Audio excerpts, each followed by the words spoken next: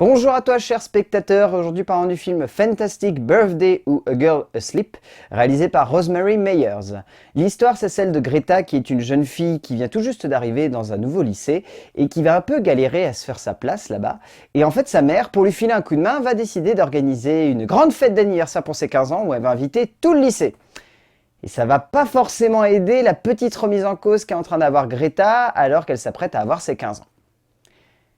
C'est un premier long métrage et ça dépote. Ça dépote, c'est hyper bien comme film. C'est basé sur une pièce de théâtre de Matthew Whitted, qui est également l'auteur du scénario et un des acteurs du film.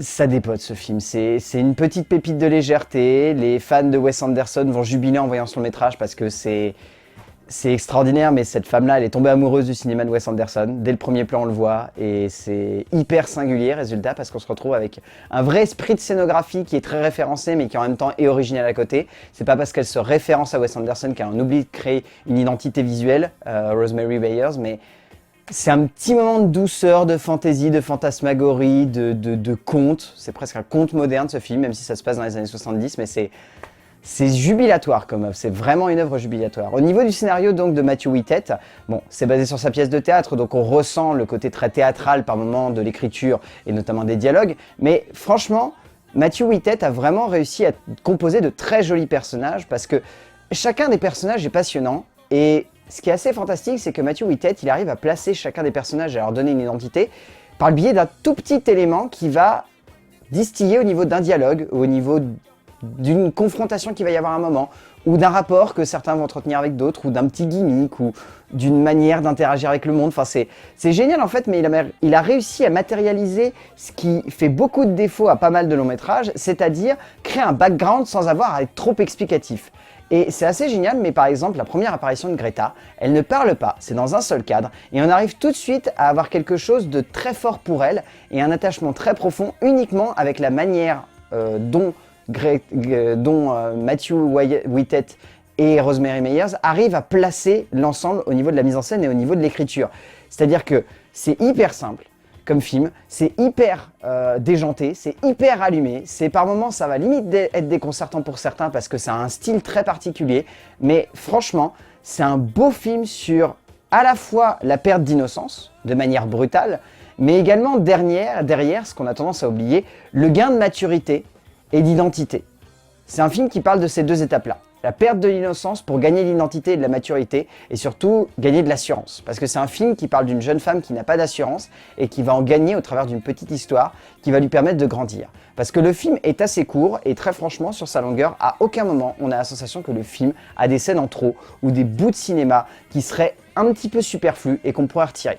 Au niveau de la mise en scène, Rosemary Meyers, ce qu'elle a vraiment réussi à très bien faire, donc c'est l'hommage à Wes Anderson. C'est un pur film qui est amoureux de Wes Anderson. Le premier plan, c'est du Anderson. C'est symétrique à en crever, il se passe plein de choses en arrière-cadre, il y a une manière de créer le décor qui permet d'avoir une singularité qui va faire qu'on va être attiré dessus, mais pas qu'on va être focalisé dessus. Il y a un rapport entre les personnages qui est symétrique, il y a une manière de situer le cadre, il y a une manière de jouer avec les mouvements de mise en scène. Tout ça, on est dans du pur fan film à la Wes Anderson, mais pas que. Et heureusement, parce que sinon ça aurait été dommage. Heureusement, Rosemary Meyers, d'ailleurs, elle arrive à se créer une vraie identité, et ce qui est bien, c'est qu'elle joue beaucoup avec les genres. Il y a de la comédie dans ce film, il y a du drame familial, il y a, on pourrait presque le dire, du fantastique, voire même du cinéma de genre, dans la manière avec laquelle elle joue avec les lumières, avec les décors. Il y a un petit peu de tout, et ça crée une vraie identité au long métrage, et ça crée surtout un vrai rapport entre scénographie et cinématographie. Parce que on a tendance à oublier des fois, mais faire bouger une caméra et créer quelque chose dans le cadre, c'est deux éléments complètement différents. La scénographie et la cinématographie. Et là, le film joue très très bien là-dessus parce qu'il y a un vrai travail de scénographie et de cinématographie. La scénographie, elle est très très bien faite parce qu'il y a un très joli jeu avec les décors, les costumes et le rapport qu'entretiennent les personnages dans le cadre. Notamment une séquence que je trouve absolument superbe, c'est l'arrivée à l'anniversaire qui est à mourir de rire là-dessus. Et il y a un jeu également avec la mise en scène, c'est-à-dire que la mise en scène, il y a beaucoup de jeux avec le mouvement de cadre et surtout donc avec cette fameuse symétrie à la Wes Anderson, où tout est central, où il y a bien cette espèce de rapport de parallélisme entre chacun des éléments dans le décor, où il y a forcément un élément qui va être placé, qui va attirer le regard mais qui ne va pas détourner l'attention du spectateur. La première séquence est hyper bien faite de ce point de vue-là.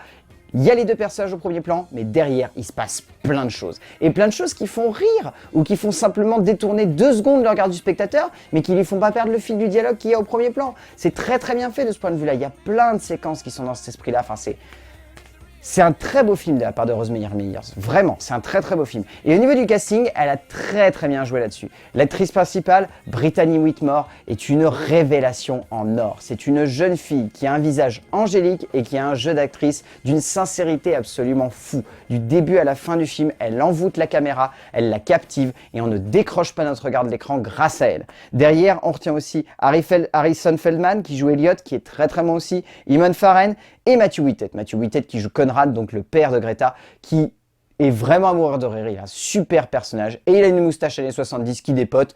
Donc rien que ça devrait vous faire tomber amoureux de ce personnage-là. Et au final, vous devriez facilement tomber amoureux de Fantastic Birthday parce que c'est un film qui est fun, c'est un film qui est drôle, c'est un film qui est fait pour les fans de Wes Anderson mais également pour les fans de cinéma et de bon cinéma. C'est un film qui est enjoué, qui est déjanté, qui est allumé, qui est fantastique, qui est fantasmagorique. Bref, c'est un pur film de cinéma et pour un premier long métrage, ça dépote de voir des cinéastes avec autant d'inventivité dès leur premier film. Donc si vous avez l'occasion de voir Fantastic Birthday de Rosemary Meyers, allez-y. Franchement, ça dépote comme film et c'est fun. A plus!